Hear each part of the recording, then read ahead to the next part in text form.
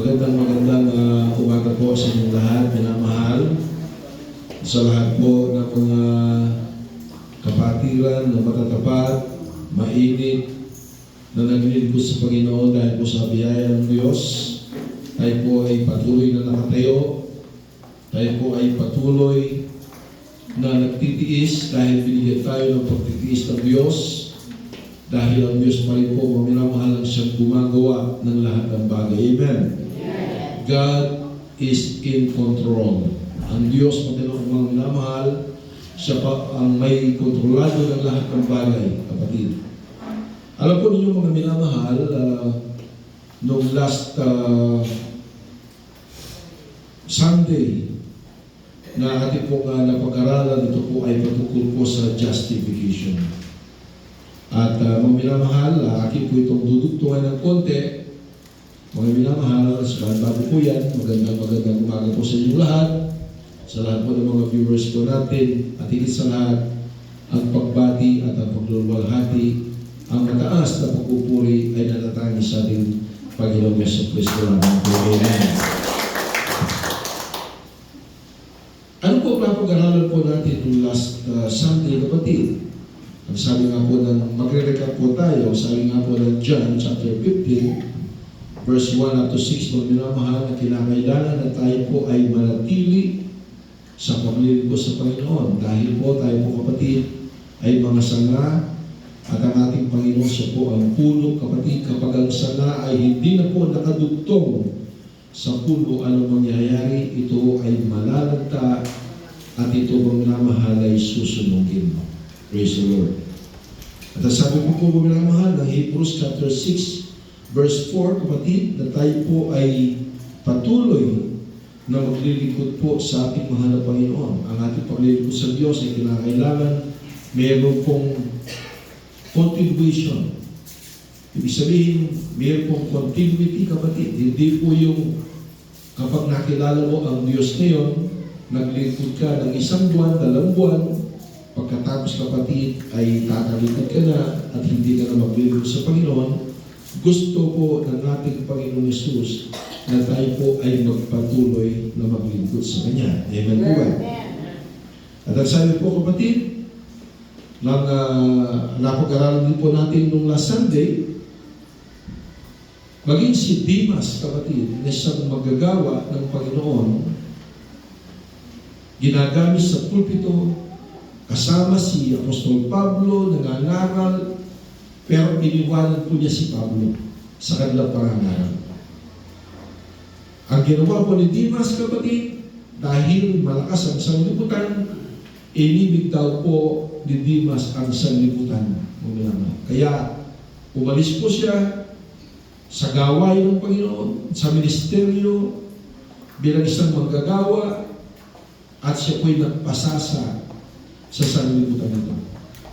Ngayon po, kapatid, ay ayaw ng Panginoon dahil gusto ng ating Panginoon na ang mga Kristiyano ay nagpapatuloy sa kanilang paglilingkod sa Diyos. Amen?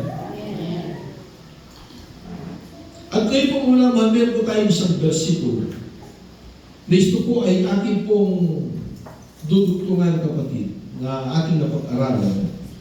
Hindi ba ang napag-aralan po natin, kapatid, ay ang justification, sanctification, and glorification. Yung justification, kapatid, tayo po ay inaliganap na ng ating Panginoon, kagaya po ng sinabi ng Romans chapter 5, verse 1. Kapatid, ang sabi po naman, therefore, being justified by faith, we have peace with God through our Lord Jesus Christ. Tayo po ay ginustify na po, tayo po namalay inaring ganap na ng ating Panginoon. Kagaya po ng napag-aralan po natin, kapatid, napakaganda ng aralin natin mga mahal sa umaga ito, na tayo po'y tinubos na ng ating Panginoon. Supposedly, tayo po lahat ay mapapahamak dahil tayo po ang may kasalanan. Subalit, kapatid, anong ginawa ng ating Panginoon? Tinubos niya lahat ang ating pong mga kasalanan, and that is grace, kapatid. Hindi man po tayo karapat-dapat, pero tayo po ay tumanggap ng biyaya mula sa ating Panginoon sa Kristo. Palakpakan po natin ang Panginoon. So justified na po tayo. Inarig na po tayo ng Panginoon dahil sa ating pananampalataya, dahil tayo po kapatid ay binuhay muli ng ating Panginoon. Tayo patay sa espiritual, pero ngayon tayo po'y binuhay ng ating Panginoon. But as I have said last Sunday, kapatid, na tayo po ngayon ay nasa ilalim ng proseso ng pinapaging banal tayo ng Panginoon. We are still on the process of sanctification. Tayo nililinis ng Panginoon. Tayo po'y nakakasala, patuloy na nakakasala. Kahit na Kristiyano ko mga kapatid, patuloy ka pa rin nakakasala. Amen po ba? Sino po dito ang hindi nakakasala? Magsabing amen. Lahat tayo po kapatid ay patuloy na nakakasala. Pero gusto ng ating Panginoon na tayo po'y magpatuloy sa paglilingkod sa Kanya dahil kung minamahal, tayo po'y nasa ilalim ng proseso ng pinapaging banal tayo ng Panginoon. Dahil sabi ng Biblia, without peace and holiness, mga minamahal, no man can see the Lord. Kinakailangan meron tayong kapayapaan sa ating paglilingkod sa Diyos. At meron tayong kabanalan. Ano yung kabanalan, kapatid? It is not referred or it not pertains to our outside appearance, kapatid. But it pertains, mga minamahal, dito yung pong inside appearance. Amen po ba? Kagaya po mga minamahal, sinabi ng Biblia, palagi niyong ginagawa ang sabi ng Panginoon sa mga Pariseo, inyong nililinis at pinapaputi ang inyong panlabas na kaanyuan. Pero ang sabi ng ating Panginoon, ang inyong kalooban ay parang nidyo na ito'y bulok na bulok ang sabi ng Panginoon. So isipin kapatid, hindi mahalaga na sa ating mga kasuotan kapatid, maganda man ang kasuotan o hindi yan tinitingnan ng Panginoon. Ang tinitingnan ng Panginoon, kung papaano mo siya paglingkuran ng buong puso. Amen po ba? Palakpakan po natin ang Panginoon. Ang sabi po dito kapatid, sa 1 Corinthians chapter 9 verse 10, ito po ang sinabi po ni Pablo. Sabi po ni Pablo, mga minamahal, o sinasabi kayang tunay dahil sa atin, o dahil sa atin sinulat. Ano ba yan? 1 Corinthians 6, 9 and 10. Hindi po 9 and 10. 1 Corinthians 6, 9 and 10. Dudugtong ko lang po kapatid. Ito po ay isa sa mga versikulo na ating napag-aralan na nasaktan, kapatid. May nasaktan po ito. Pero sabi ko nga po, mga minamahal, ang mga salita ng Diyos ay hindi po para sa isang tao lang. Ang salita ng Diyos ay para sa ating pong lahat. Amen po ba? Amen. Ang sabi po ni Pablo, kapatid, 1 Corinthians 6:9, o hindi pa galing nyo nalalaman na ang mga liko ay hindi magsisipagmana ng kaharian ng Diyos? Huwag kayong padaya, ang sabi po niya. Kahit ang mga mapakiyapit, ni ang mga mananamba sa Diyos-Diyosan, ni ang mga mangangalunya, ni ang mga nangbababae, ni ang mga papakyapit sa kapwa lalaki, yung mga bakla, ni ang mga magnanakaw, ni ang mga masasakim, ni ang mga manglalasing, ni ang mga mapagtumayaw, ni ang mga manlulupit ay hindi magmamana ng kaharian ng Diyos.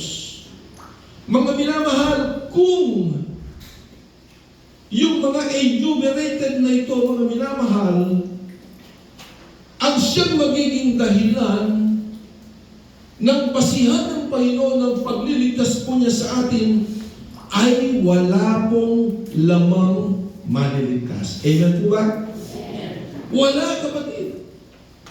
Maging kami, tayong lahat, ay walang maliligtas. Pero mga minamahal, meron pong good news po rito. Ano po ang good news nito, kapatid? Babasahin po natin yung kadugtong po nito. Ito po mga minamahal, kung inyo po mga minamahal susunod, yung mga nabasa po natin ay wala pong maliligtas. Even ikaw ay isang Christian, dahil patuloy kang nakakasala mga minamahal, wala, hindi ka rin maliligtas. Pero merong good news ang ating Panginoon sa wikang English, brother yon. Ang sabi po mga minamahal ng 1 Corinthians 6:11, mga minamahal, ang sabi po dito, and such were some of you. Meron pong iilan po sa atin. Ang sabi po dito, but ye are washed. Amen? Palakpakan po natin ang Panginoon. Washed, kapatid. Past tense. Tingnan po ninyo, merong D, ED, sa hulihan ng word, kapatid. Ang sabi po lang, but here's some of you, but you were washed. You were what? Sanctified. Past tense, kapatid. Hindi sinabing, you will be justified or you will be sanctified. Ang sabi po, you were sanctified. You were sanctified in the name of the Lord Jesus Christ and by the Spirit of our God. Amen. So, sabihin mga minamahal, huwag kayo, kapatid, mag-alinlangan, hallelujah, na nabanggit po ni Pablo ito, enumerated mga minamahal, na hindi tayo magmamana ng langit at ng kaharian ng ating Panginoon. Pero ang good news na sinabi ni Pablo, na tayo po lahat ay nalahugasan na at tayo po ay pinapaging banal na ng ating Panginoon. Bakit? Dahil sa ating pananampalataya sa ating Diyos na buhay. Amen? Kagaya po, kapatid, ng napag-aralan po natin, hindi po tayo maliligtas dahil sa ating mga mabubuting gawa na pwede mong ipagyaman. Mga minamahal, gumawa po tayo ng mabuti, hindi po pa rin pwedeng ipagyaman. Ang mga Chinese, kapatid, hindi man yung iba, hindi man naniniwala sa Panginoon. Yung mga Buddhist, hindi naniniwala sa Panginoon. Yung mga ibang reliyon, hindi man naniniwala sa Panginoong Jesucristo. Pero ang tanong, wala ba silang kabutihan na ginagawa? Mabuti po sila, kapatid, sa kanilang pamilya, mabuti po sila. So, ibig sabihin, hindi po basihan ang iyong mabubuting gawa. Ang sabi po dito, kapatid, but you were washed and you were sanctified. Ibig sabihin, mga minamahal ko, kapatid, bagamat tayo po, mga minamahal, ay nasa ilalim ng proseso ng sanctification, kapatid, o pinapaging banal tayo ng Panginoon, hallelujah, but still, ang Panginoon ang siyang magtatrabaho nito, mga minamahal. Hindi ka iiwanan sa ere ng Panginoon. Kung ikaw ay justified, ikaw rin ay sanctified, and also you will be glorified. Amen? Amen? At yan po, kapatid, ang good news.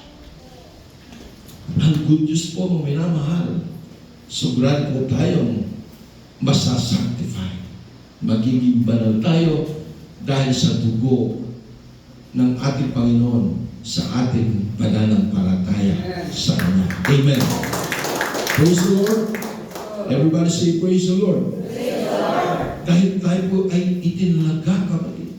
Brother Noel, teka, kung halimbawa ba justified na ako at ngayon ako ay nasa ilalim ng sanctification o pinapaging banal ako ng Panginoon, sigurado bang ako ay i-glorify ng Panginoon? Kapatid, ang salita ng Diyos ang siyang sasagot. Ang sabi ko dito, kapatid, sa Romans chapter 8 verse 30, ganito ang sinasabi ng Biblia. And those whom He predestined, He also called, and those whom He called, He also justified, and those whom He justified, He also glorified. Nag-jump na, kapatid. Bakit? Dahil tayo po, mga minamahal, ay itinalaga sa kaligtasan. Dahil tinawag ng Diyos, kapatid, anong sabi ng Biblia, mga minamahal? Sa Ephesians chapter 1 verse 4, before the foundation of this world, I have chosen you. Asabi mo dito, even as He chose us in Him before the foundation of the world, that, Brother Omar, ano pong gagawin dyan? Magkano? Brother Omar, doon na lang po mag-prepare ng ano. Sinabi mo ng poster box para po hindi po nakakatesta. Kaya hindi po, pag-iinipan na lang po yung table. Doon po sa pinagawa po natin bago, doon po i-prepare yung Holy Supper. Sige po, para po hindi po tayo makapag-distract po nito, mag-create ng distraction, kapatid. Amen? Praise the Lord. Talapakan po natin ang Panginoon. Chose us in Him before the foundation of the world. We should be holy and blameless before Him in love. Mga minamahal, sabi po dito, before the foundation of this world. Bago pa itinatag ang sanglibutan ito, tayo na po ay pinili ng ating Panginoon. Ibig sabihin, kapatid, meron na pong pinili ang Panginoon. Hindi pa man naitatag ang sanglibutan ito. Wala pa si Eva at saka si Adan. Wala pa ang ating mga magulang, kapatid. Hindi ka pa ipinapanganak sa daigdig na ito. Pero anong sabi ng Biblia, mga minamahal, bago pa itinatag ang sanglibutan ito, ikaw na ay pinili ng ating Panginoon Jesus. And going back to Romans chapter 8, verse 30, mga minamahal, sabi po doon, predestined, kapatid. Ikaw ay itinalaga, mga minamahal. Bago pa itinalaga ang sanglibutan ito, ikaw na ay itinalaga na ikaw ay tatawagin ng Panginoon upang ano po, kapatid, upang i-justify ng Panginoon at ikaw din, mga minamahal, ay i-glorify ng Panginoon. Nasaan yung sanctification po dyan? Wala nang sinabi si Pablo, kapatid, dyan. Nag-jump na po sa agad. Nag-justify po, kapatid, pagkatapos ay nag-glorify na. Nasaan yung sanctification? Ibig sabihin, mga minamahal, automatically, kapag ikaw ay tinawag ng Diyos, kapag ikaw ay ginastify na ng Panginoon, mga minamahal, automatically, you will be glorified, kapatid, pagtunog ng pakakak ng Panginoon. Bago ba ang ating Panginoon Jesucristo mula sa langit at ang lahat ng nangamatay kay Kristo, yung mga naglingkod sa Panginoon, sila po ay muling bubuhayin ng Panginoon. Hallelujah! At ang lahat ng mga tao, ng mga Kristiyano na natitira na nangabubuhay, mga minamahal, hallelujah, na dadatan ng rapture of the church, hindi na sila makakatikim ng kamatayan. Automatically, silang lahat ay lilipad, kapatid, magkakaroon ng glorified body, mga minamahal, katawang walang pagkasira, upang sunugin ng ating Panginoon sa hangin. Amen? Everybody say, praise the Lord. So, nung naman po kayo mag-alala, bagaman tayo nasa ilalim ng proseso ng sanctification o pinapakimbalan tayo ng Panginoon, automatically, gagabayan po tayo ng Panginoon. Amen? Amen? Kasi kung hindi tayo gagabayan ng Panginoon na by works, kapatid, na ginagawa mo, mga minamahal, ikaw ay nagpapakabanal sa iyong sarili, mga minamahal. Ibig sabihin nun, kapag hindi ka naligtas dahil nagkulang ang iyong ginagawa, nabigo ang Panginoon sa kanyang pagligtas. Amen po ba? Nabigo ang ating Panginoon Jesucristo. Anong saysay pa ang ginawa ng ating Panginoon doon sa krus ng Kalbaryo upang tubusin ang ating mga kasalanan? Ibig sabihin, wala nang magiging saysay yun, kapatid, kung hindi ka ililigtas ng Panginoon. Pero nangako ang Diyos at tapat na nangako ang Panginoon. Lahat daw po ng tinawag at inaring ganap ng Panginoon at pinaging banal ng Panginoon, sila po ay luluwalhatiin o i-glorify ng ating Panginoong Jesucristo. Praise the Lord. Everybody say, praise the Lord. Bakit po, kapatid? Dahil tayo po'y pinili ng Panginoon. We were chosen generation. Anong sabi po, kapatid? Ng 1 Peter chapter 2 verse 10 and 11, kapatid. Ang minamahal, bago po tayo pumunta ng night, ang sabi po dito, once you were not a people, but now you are God's people. Dahil kapatid, hindi raw po tayo mga tao ng Diyos. Pero ngayon, tayo po ay mga tao ng ating Panginoon. Ibig sabihin, dati-rati, hindi po tayo mga anak ng Diyos. Ibig sabihin nun. Pero ngayon, tayo ay mga anak ng Diyos. Amen? Once you had not received mercy, but now you have received mercy. Palakpakan po natin. Dati na po, kapatid, hindi tayo tumanggap ng kahabagan mula sa Diyos, pero ngayon, tayo na po ay tumanggap ng kahabagan o mercy mula sa ating Panginoong Jesucristo. Kagaya ng napag-aralan po natin kanina na inaral po ni Brother Elton. Tayo po ay tumanggap po ng mercy. Amen? Supposedly justice, kapatid. Pero mga minamahal, tayo tumanggap ng kahabagan o mercy mula sa ating Panginoon. Bakit po? Bakit tayo tumanggap ng minamahal? Sa 9, kapatid. Ano bang sabi sa 9? Mga minamahal, kapatid. But you are a chosen race, a royal priesthood, holy nation, a people for His own possession, that you may now proclaim excellences of Him who called you out of darkness into His marvelous light. Amen? Tayo po ay piniling bayan ng Panginoon.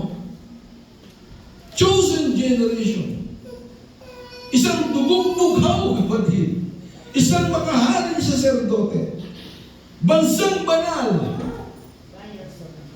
Pag-aaring sarili ng Diyos upang inyong ipahayag ang mga karangalan niyang tumawag sa inyo mula sa kadiliman hanggang sa kagilagilalas na kaliwanagan. Amen? Tayo na po, kapatid, ay piniling banal, piniling bayan ng Panginoon. Kahit tayo po, kapatid, ay chosen ng Panginoon. Amen po ba? Tayo pinili ng Panginoon upang upang tumanggap po tayo ng kagilagilalas na kaliwanagan. From darkness into a marvelous light. Na dati-dati, kapatid, ang ating buhay ay nasa kadiliman. Ang ating buhay, kapatid, ay nasa, hallelujah, ng rurok, kapatid, ng kasalanan, mga minamahal. Ang ginagawa po natin ay nabagsak na looban ng Diyos. Subalit, dahil ikaw ay tinawag ng Panginoon at ikaw ay piniling bayan ng Panginoon, ngayon po, ikaw ay tumanggap ng isang kagilagilalas na kaliwanagan mula sa ating Panginoon at kinakailangan na ipahayag, kapatid, ang kagilagilalas na kaliwanagan tinanggap po natin sa ating Panginoon. Amen? Amen. A peculiar people. At meron po dyan kapatid. Kapag sinabing peculiar people, yung ikaw ay kakaiba. Kakaiba ka, kapatid. Mas pala sabi, ulitin mo natin, brother yun. But you are chosen generation. Sabi po niyo, sa inyong katabi, you are chosen child of God. A royal priesthood, holy nation, a peculiar people. Kapag sinabing peculiar, ikaw ay kakaiba, ikaw ay natatangi, kapatid. Wala kang, hindi kagaya ng mga tao na nasa sanglibutan, ikaw ay kakaiba. Meron kang difference doon sa mga tao na nandun sa sanglibutan. Dati-rati, wala kang takot sa Diyos. Ngayon, may takot ka na sa Diyos. Dati-rati, lahat ng kasalanan, kapatid, kalayawan sa lawan ay ginagawa mo. Pero ngayon, ay ayaw mo na. Ikaw ay peculiar, kapatid. Ikaw ay kakaiba. Amen po ba? Amen. And that you should sue for the praises of Him who had called you out of darkness, na tumawag sa inyo mula sa kadiliman tungo sa isang kagilagilas na kaliwanagan. Amen? Palakpakan po natin ang Panginoon. Salamat sa Diyos. And that is love and grace from our Lord Jesus Christ. Amen? Everybody say, praise the Lord. Pag ang tanong, Brother Noel, ngayon ba palagi yung pinapangaral ni Brother Elio ng patungkol sa biyaya ng ating Panginoon? Hindi sa ating mga mabuting gawa na tayo'y maliligtas. Brother Elio, pwede na ba kami gumawa ng kasalanan? Brother Noel, pwede na ba kami gumawa ng kasalanan? Pag-isagot na po ang sila po, kapatid. Sige, huwag po kayo maya. Sagutin na po. Para tumigil po yung pag-ring, mga naman. Praise the Lord. Narinig po niyo ang tanong, Brother Noel, ngayon ba na tinanggap na namin ang biyaya ng Panginoon, pwede na ba kami magkasala? Pwede na ba kami hindi gumawa ng mabuti? Kapatid, ang salita ng Diyos ang nagsasagot. Ano ba sabi po mga mahal? Romans chapter 6, verse 1 up to 2. Ganito ang sinasabi ng Biblia. Ano ba ang ating sasabihin? Magpapatuloy ba kami sa pagkakasala upang ang biyaya ay makapanagana? Anong sagot? Huwag nawang mangyari. Amen? Tayong mga patay na sa pagkakasala, paano nga tayo mga bubuhay pa riyan? Amen? Nakukuha ko din? Amen. Ikaw ba'y patuloy na magkakasala pa rin dahil tumanggap ka na ng biyaya? Anong sagot ni Pablo? Huwag nawang mangyari. Dahil mga minamahal, tayo po ay nakipag-isa na kay Kristo. Amen po ba? Amen. So kapag ang sabi po, mga minamahal ni Pablo sa mga taga 2 Corinthians 5:17, therefore, if any man be in Christ, he is a new creature. All things, yung mga lumang bagay, all things are passed away, behold, all things are become new. Ibig sabihin ka ba't magbabago? Yung dati mong ginagawa ng minamahal, yan po'y magsisilipas na dahil ikaw ay nakipag-isa na kay Kristo. Dahil ikaw nga ay isa ng bagong nilalang. Amen? New creature, kapatid. Kapag ikaw ay nagkapag-isa kay Kristo, ikaw na ay magiging bagong nilalang. Brand new man. Amen? Brand new ka na, kapatid. Hindi ka na dapat mamuhay pa sa iyong dating mga ginagawa. All things are basahin po natin. All things are yun daw po mga lumang bagay na ginagawa, yan po'y nagsilipas na dahil narito sila'y parang naging mga bago. Amen? Sabi-sabi kapatid, huwag nawang mangyari ang sabi ni Pablo.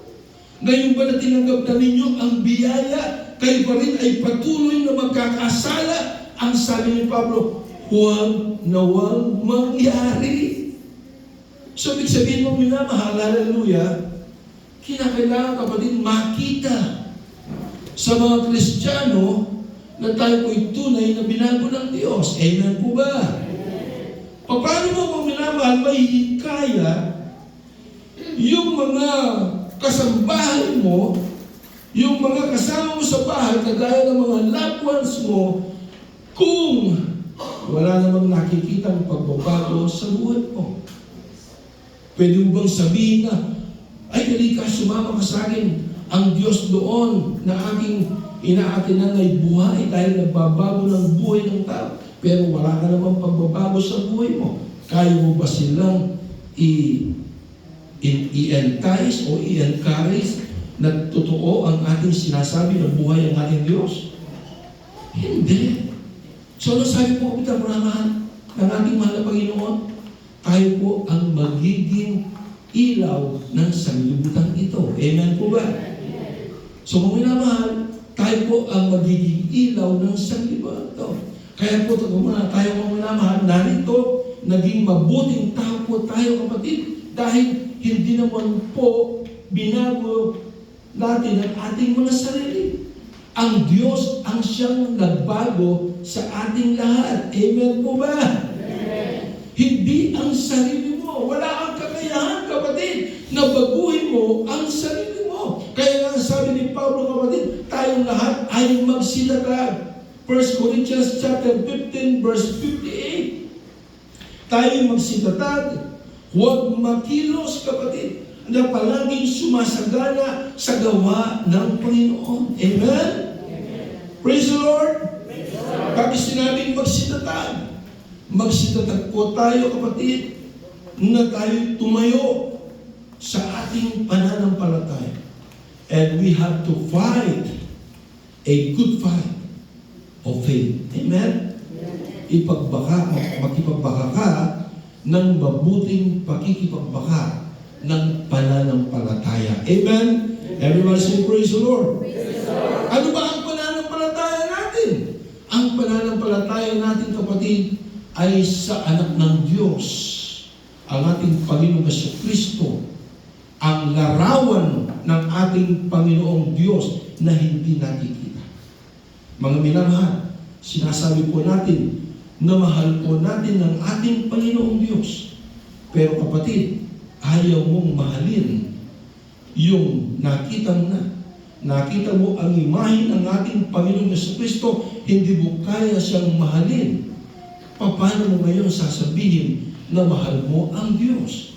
Ang ating Panginoong Jesucristo na siya nagkataong tao, siya po ang larawan ng ating Panginoong Diyos. Amen? So sabi nga ng Biblia, kapatid, siya ang daan, katotohanan at ang buhay. Dahil hindi ka makakaparoon sa Ama. Sino si Ama? Ang ating Panginoong Ama sa langit, ang ating Panginoong Diyos. Kapatid, paano ka makakapunta ng langit kung hindi mo, kapatid, hallelujah, kinikilala ang ating Panginoong Jesucristo? Siya kasi, kapatid, ang larawan ng Diyos na hindi nakikita. Yun ang sinabi ng banal na kasulatan, mga minamahal. Amen?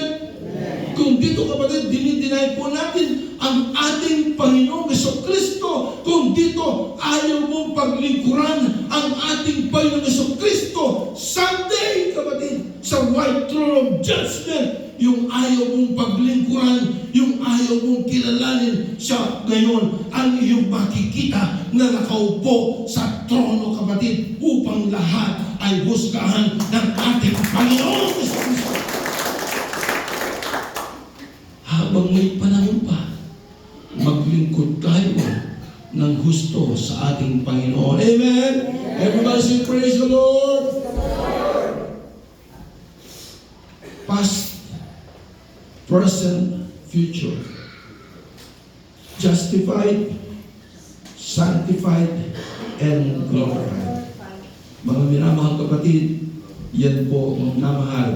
Ang Diyos din ang siyang gumagawa nyo. Amen? Alam na ng Diyos kung sino ang kanya nililigtas. Hindi ka pa man, kapatid, ipinapanganak, ulitin ko. Ikaw ay pinili na ng ating Panginoong Jesucristo. More than 8 billion na mga tao ngayon na nabubuhay sa buong daigdig na. But out of 8 billion, hindi billion ha, out of 8 billion na mga tao, kapatid, isa ka sa ngayon ay pinili at tinawag ng Diyos at ngayon sumasamba ka at magiging pupis sa Panginoon. Praise the Lord. Everyone say praise the Lord. Praise the Lord. Kaya po kung minamahal, salamat sa Panginoon. May sila po ito kapatid dahil meron po tayong Holy Supper. Mga minamahal, ito ang dahilan bakit tayo narito. Akala ko kapatid ng mga ibang nangangaral, wala na po tayong gawa, puro lang pananampalataya.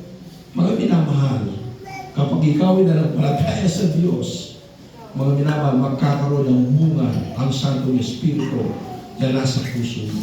Yun ang magiging gawa, kapatid. Meron ka ng temperance, meekness, goodness, long-suffering, dahil meron ka ng pag-ibig na may pinunla ng Panginoon sa puso mo. Amen? Amen? Bakit tayo narito, kapatid? Ito ang ating mga gawa na ito'y gawa rin ng Panginoon. Pwedeng gawin ng Diyos. Mamaya o kaninang umaga na hindi ka na naka-attend po rito. Pwede gawin ng Diyos yun. Pwedeng pagkagising mo, lumpo ka na, hindi mo alam yan. Pwede ka lang katulog ka kagabi, hindi ka na nagising, kapatid. Yan ay pwedeng gawin ng Diyos. Kontrolado yun ng Panginoon. Pero bakit ka narito? Dahil ito ang gawa ng Diyos sa buhay mo, maminamahal. Binigyan ka pa rin ng lakas ng Panginoon upang siya ay iyong pasalamatan sa bahin. Hallelujah. Sa Espiritu. Kaya natin tumayo mga mahal, umawit po tayo sa ating Panginoon bago po tayo tumako sa ating pong banal na hampunan sa ating Holy Supper.